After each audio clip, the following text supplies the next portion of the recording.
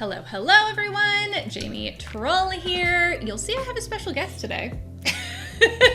I'll get to that in just a minute as to who this mystery special guest actually is. But I wanted to, first of all, say welcome back to the channel. Today we're going to be talking specifically about employee turnover. And we're going to be talking about the true cost of employee turnover. We're going to be talking about how to retain employees, right? How do we recruit good employees? How do we retain them? That's a question I get a lot from people in my Facebook group, from people that I talk to, from business owners, especially right now. It's a challenging time right now for keeping employees, for hiring employees. And so a lot of people are wondering what the heck to do, which is why I brought on my special guest. You might recognize at least his last name. This is Kemper Trull. Familiar. Also happens to be my husband. This is his first time on the channel, so say hi. First time listener, first time participant, long time listener. How does that go? Yeah, something like that. I invited him on, which was easy because he was in the kitchen. And I said, we are going to talk about this because this is something people want to know about. So why are you someone to listen to? Tell people a little bit about your background, why this is something that you're passionate about and know a little bit about. I am a self-proclaimed expert in all things talent, and that includes attracting talent, retaining talent. I did spend almost 15 years of my career in the staffing and recruitment business. And so I liaise with HR departments frequently. I also had to build my own teams and manage my own teams. So I've got firsthand experience. I've got secondhand experience in the headaches that are currently just ravaging the economy. And so have a few things to say about it for sure. Don't have all the answers by any stretch, but it's something I'm passionate about and something that I have at least a decent amount of professional experience on. Yeah. And he's like, you're the person that I go to even to bounce things off of for my team and how to make sure that they are feeling like they are valued. And so he's just a great resource for all of those things. Sorry if you don't feel valued. That is my fault, yes, not Jamie's. Basically, I've led her astray. He's my unpaid HR. Okay, so let's talk about it. Let's talk about the true cost of turnover specifically. There's a lot of numbers that fly around out there. What are you seeing as the cost? Because again, this is a channel about finances, so there is a cost. And it's not just kind of the easy to see costs. What's the true cost of employee turnover? So I would start by maybe emphasizing that there is about 25% year over year turnover on average in the US. That's voluntary turnover. So that's one out of every 4 people. One out of every 4 employees on average per year is turning over voluntarily. Wow. And you hear all the Great Resignation talk right now. And so that number is probably amplified a little bit even more. But that's what you can kind of expect. Yeah. So start by thinking about that, and then you can start putting some numbers to it. You've also got roughly 30% of involuntary turnover in the U.S. So that's terminations, layoffs, letting people go, whatever. Stuff happens, right? As we've seen the last couple of years in particular, you have to be nimble as a small business owner in particular. So you've got a lot of turnover in general. But the costs range. You'll see experts saying anything from half of the person's salary to 2 times the person's salary. Of course, in the staffing industry, the recruiters always try to tell you 2 to 3 times their salary because we try to make it as painful as possible. But I mean, there really is a lot of tangible cost to it, but there's a ton of intangible costs, and that's why you don't have a real number. Yeah. Because the intangible costs can really stack up. And so let's talk about that, because I think as a small business owner, I'm like, that sounds like a lot. Like, that seems a little high. Like, I don't know. What is it? What are all these costs? A lot of them kind of unseen, but that do end up making their way to our P&L one way or another. So you have to think about the intangibles first, which is stuff like knowledge loss, burnout for the people who have to take on extra work when you have to work transfer. And some of that can become tangible too, because if you're giving extra work, you may have to start paying overtime. You may have to increase salary for increased responsibilities. You have to factor in the impact on culture and morale. Whenever someone leaves, if it's someone who's beloved, for instance, voluntarily or otherwise, that has an impact on your culture and your morale. You got to worry about succession planning. If you lose someone who's a future leader, you've now got to either hire a new future leader or reevaluate your current workforce. And then you've got reputational damage, which it would have to become a little more chronic for that to kick in, but it does happen. As we know in the online space, your online reputation matters, and it can impact your business. So those are all intangible costs that have very tangible factors. I can see where that can kind of add up, and it sort of goes under the radar, but it does. I mean, those are actual costs. We just can't necessarily pull them out. They're not a line item on your P&L, but they're in there. They're baked in there in one way or another. So what are the more kind of tangible, easier to see costs?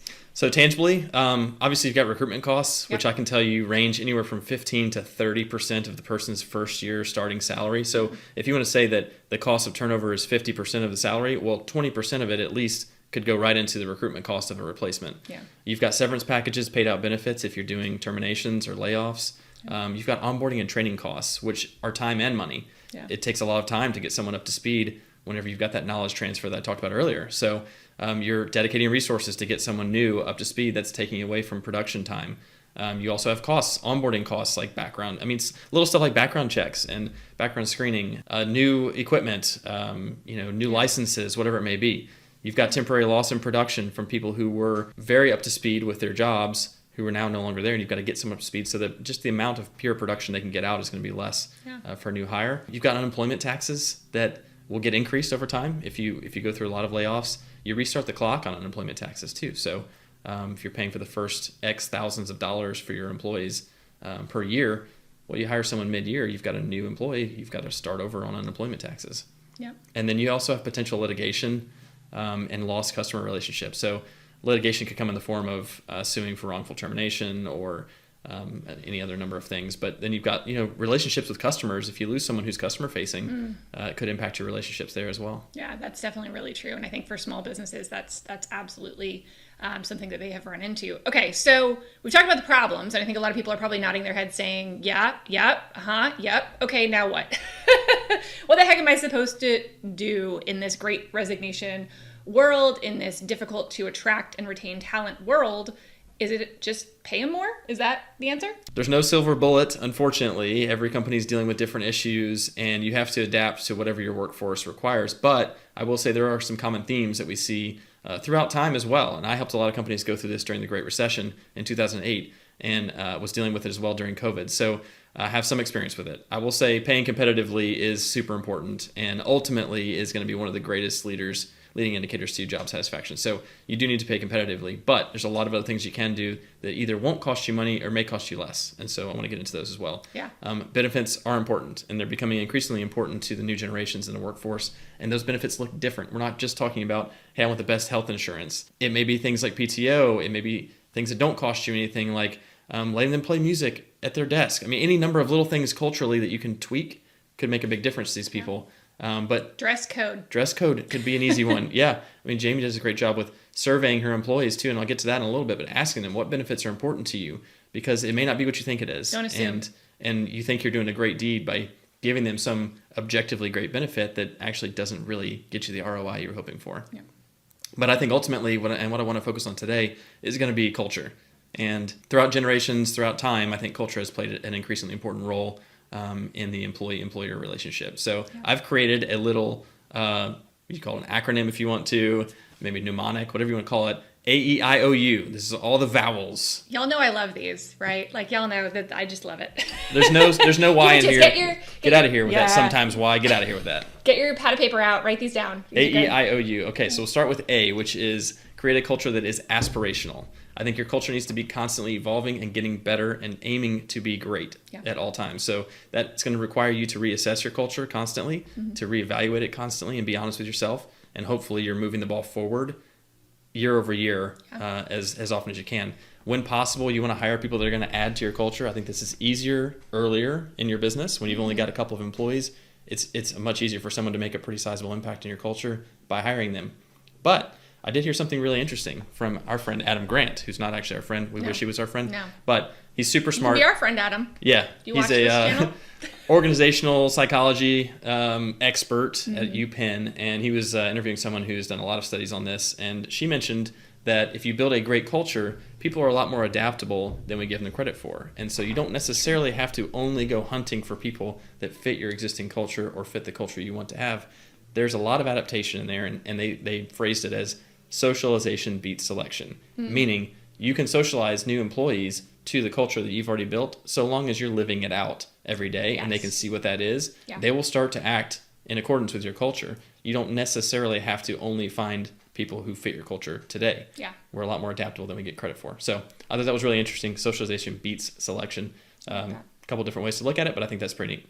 So that was A. A was aspirational. Aspirational. E, engagement. So this is a big one for me personally because I've started a business in this space, but Engagement looks like team building. It looks like frequent check-ins with your employees, sense checks. This more tactically could be things like 360 reviews, soliciting feedback from your employees, giving them feedback as well. That's one thing that I know the millennial generation is really big on. They wanted feedback constantly. And so that's free to give them feedback. So I think building engagement is super important as well. I'll move into the I, which is often associated with engagement, which is inclusivity. So you want to try and create a real team atmosphere here. You want to encourage dialogue. You want to create a psychologically safe place for people to communicate whatever's on their mind. Yeah. Because when you open those doors, then you open the doors to innovation as well. If you open up communication, I think you open up innovation. Yeah. There's less intimidation about, hey, I've got a great idea, but I'm not sure if it's a great idea, and I don't want to bring it up to my boss because I'm afraid they're going to hammer me. Nope. If you open the dialogue earlier in more personal relationships, then I think you can also open the dialogue professionally. And I think one of the great things, too, about small organizations is this is fairly easy at the beginning, right? Like if you're paying attention to inclusivity, you don't have to have these, pyramid type organizations where all these different levels. You can have a very inclusive, where everybody feels like their ideas are valued, right? Like that is an easy thing to do. And that's something that with our team, we're really, we really focus on. We want everybody to feel included. We want everybody to bring their ideas to the table. So that's one of the benefits of a small organization that gets a little harder as it grows, right? For sure. Yeah. You just have to be intentional about it. And maybe intentionality is another I you could use as well. That's one of my favorite words, y'all. That's on the Jamie bingo card is intentional. Yeah. I happen to know that, actually. Yeah. Mm-hmm. Okay, so let's move on to the O, which is opportunity. And you have got to create opportunities for your employees to grow professionally and or personally. And I'd say and is the best way to do it. But this doesn't just mean give them a new job every year and let them have more money and all of that. Although new jobs and more money and all of that is part of it. You need to have some kind of strategy for how this person can grow professionally, because majority of people in the workforce are going to look for that. But personal growth has become increasingly important too. And this could look like a resource library or recommended podcasts or books. Or maybe it's career mapping where you said, hey, I've got an idea of where you could go if you acquire these skills, and I want to help you acquire these skills. Yeah. I read about the new Generation Z in the workforce. And they're, I think, even more interested in acquiring skills that will qualify them for other types of jobs down the road. Yeah. It's not just, I'm in this one lane and I want to grow in this lane. And they call that the career ladder, obviously. They've introduced this new phrase, and it started with millennials, is the career lattice, which is you can grow sideways as you grow up as well. You're acquiring new skills, you're getting exposure to different departments, learning new things. I think internally this can take on the form of giving someone responsibilities, letting them run a team meeting, for instance, and giving them a taste of what that would look like if they were given a leadership role. Letting them take on a project. Special projects are becoming increasingly important too. Yeah, and I think that's one of the things that's easy to do. And I think going back to talking about to your employees about what is important to them, because it's not going to be the same for everybody, right? As far as what opportunity looks like to them, and having an understanding of what they are looking for, and also keeping your eyes out. I know this is one thing that we try to do too, is keep your eyes out for something, or, a team member, give them different things to try, see what they really gravitate towards or something that they're really good at, and then you can give additional things to that. So it doesn't need to be, our job descriptions are a little fuzzy around the edges. They're where people are allowed to go after things that they're interested in and try different things. So I think that helps a little bit with that too. I would also say that leads us perfectly into the U of this little mnemonic, which is understand your people. Understand what motivates them. Just what Jamie said. Understand what motivates these people. Understand what fulfills them. That word fulfillment is becoming increasingly important as well. When you align motivation and fulfillment together, you're going to get a lot better production from your folks. Yeah. And so I think that's super important. Keep a finger on the pulse. This goes back to the engagement a little bit of those sense checks, but make sure you understand how people are feeling. If you as a leader, especially if you have on-site employees, if you as a leader can tell that morale's kind of down, hey, let's cut out early today, just randomly. Little things like that go a much longer way than saying we've structured a half day every month, this day every month. All right, it's National Half Day today or whatever, which is better than not having a half day, I suppose. Yeah. But it's also important to say, hey, I'm getting a weird vibe today. Why don't we run out and grab lunch together and just not talk about work, So how do you do this, just because, and this isn't necessarily one of the things that we plan to talk about, but it just makes me think about it because I have a fully virtual team, right? My team, none of them live here, so we can't go to lunch together. So like, what the heck do we do when they're in multiple different states? And that's, I think, increasingly common now with a lot of team structures. How do you keep that cohesiveness in that situation? There's created a whole ecosystem, I believe, of these companies that help you try and stay connected through remote work. And some of it is just, consistent communication, which I think communication is so key, whether you're on site or off site, especially when you're remote. But maybe it's having, I'm not going to say more meetings because no one wants to hear more meetings. But it's maybe being a little more intentional with your meetings and making sure that they're not entirely business as usual. Yeah. They're not as routine and mundane as they may always be. Make people share a personal story, as they start a meeting. Maybe it's the first 5 minutes are just, I want to give kudos to people and I want to hear about a personal win. Yeah. I did this in some meetings. Wins. Even when I was in on-site meetings, we had the beginning of every meeting would be personal wins. And I might say, our son scored 3 goals last night in a soccer game, which I think is super cool. But people start celebrating. Except our daughter, not our son. I was trying to look cool. Yes, it was our daughter. She's actually a soccer stud. Yeah. But little things like that I think actually went a long way to break down some of the barriers and make a work meeting seem a little more like a work and personal meeting. Yeah. And so there are a lot of things like that. But there's also companies where you can give kudos to people. You can give thanks to people. You can send them coffee virtually. You can, any number of different things can work virtually too. I found that super helpful. I've already got ideas in my head, and you're my husband and we talk about this all the time. I know. Go figure. Really quickly, let's recap AEIOU. If you missed any of those, get your pencil out. What are they again? A is aspirational. E is engagement. Build engagement. Okay. I, inclusivity. Or intentionality. Intentional inclusivity. A Jamie buzzword. Bingo. O is opportunity, and U is understanding your people. And I think we need to come up with a why now. Why not? Anyway, so any other final thoughts that you want to give to people who are in this space where they're like, okay, I know I need to create a more, engaging, inclusive environment. I want to do all of these things so that we can create this culture. Any other final thoughts for people? I think if you do these things and if you're intentional about these things specifically, you can help build this brand called entrepreneurship, which I think would be super exciting to an entrepreneur. This is the idea that the people that are hired in your organization care about your organization in a very similar way to an entrepreneur. They may not have the financial risk involved with starting a business, but you want people who care about the business like you do, ultimately, right? And so huge. you can go a long way to build entrepreneurship by doing these things. I know a lot of business owners that's the frustration is like, why can't everybody be like me and care in the same way that I do, And so the idea of having people that have that as much like heart and soul as you do for your own business, that's the dream. That's absolutely the dream. Yeah. I think if you care about your people like you care about your business, then your people will care about your business. Oh, I like that. Just came up with that on the fly. He's good for things Full like of that. nuggets. All the nuggets. Okay, so I think this is a good time to transition into what do you do now? So you were in the recruitment industry for a long time. Now I know you have followed in my footsteps and become an entrepreneur as well. So tell people a little bit about what you do and how you might be able to help with workplace culture if that's something that people are looking to, really help out and, try to retain employees in this way.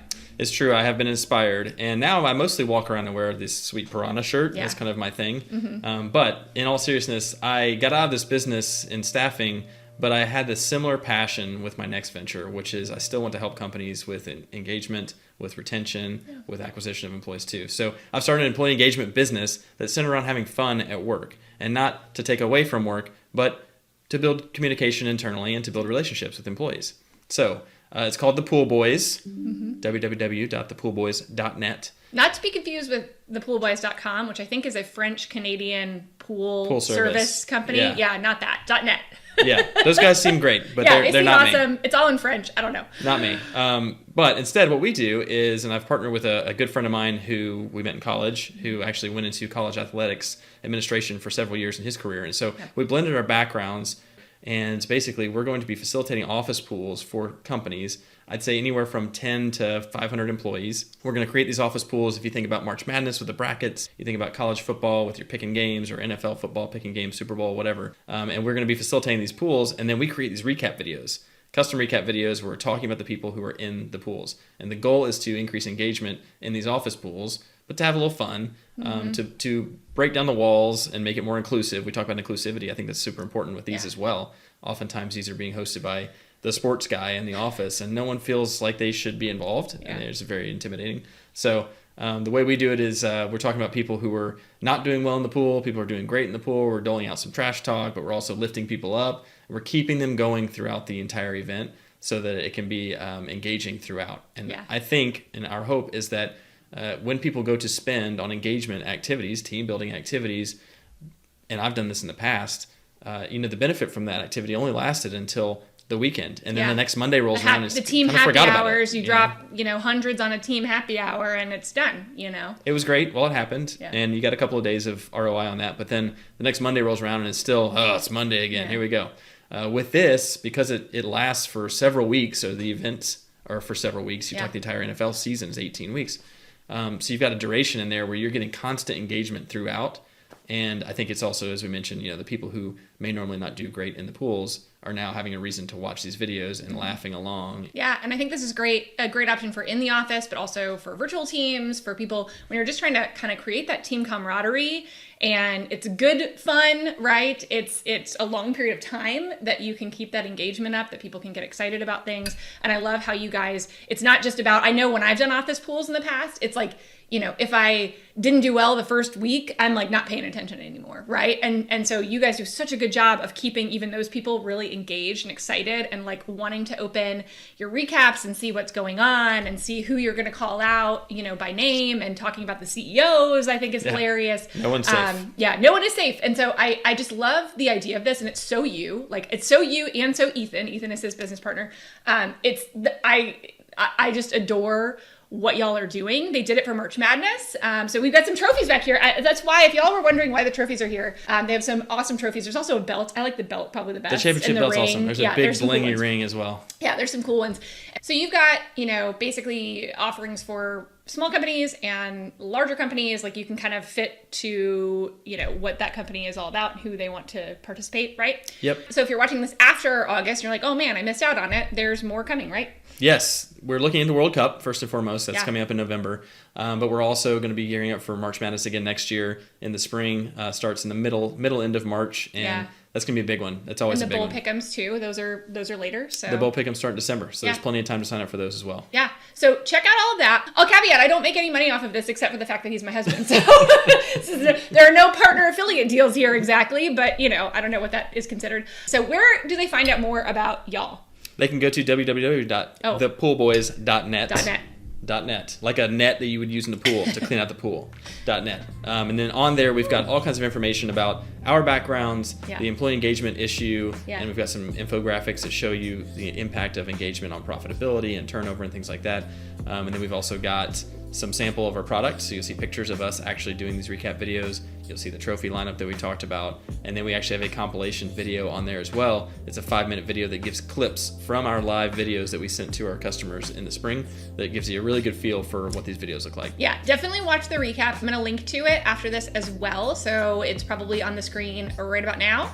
And you can click on that and you can go check out their recap video and you will die laughing because it's hilarious. I'm not just saying that because I'm his wife. Well, thank you for coming. I'm glad you could make the trip from the kitchen to here to come and be part of this video. Y'all let me know if Kemper should come back and what questions y'all have for him. And we will see you next time. Bye for now. Thank you.